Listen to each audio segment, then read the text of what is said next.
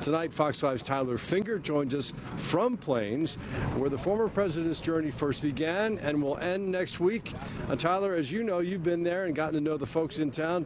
To him, he was Jimmy. He was a neighbor as much as he was a former president.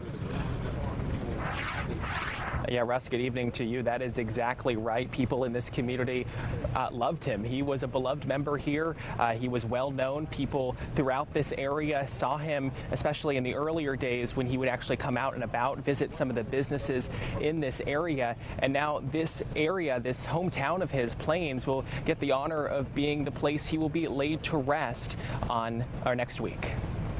About 3.5. In the heart of Georgia's peanut country, people from near and far poured into Plains Monday to pay tribute to former President Jimmy Carter just a day after his passing. We are glad that we were able to come. Reverend Joe Paramore was one of them. He drove more than 2 hours from Florida to drop off flowers and pay his respects. It's personal, and to be able to show that kind of respect for such a great human being is, I think, can only be done in person.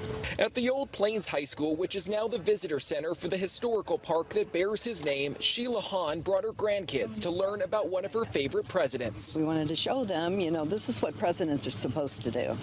Not fighting all the time, not griping at each other back and forth. That's all they've seen, in the news lately. Monday morning, Plains began putting up red, white, and blue ribbons in honor of our nation's 39th president. Mr. Carter and his wife, Rosalind, who were married for more than 75 years before her passing in 2023, were beloved members of the community. He and Rosalind are back together.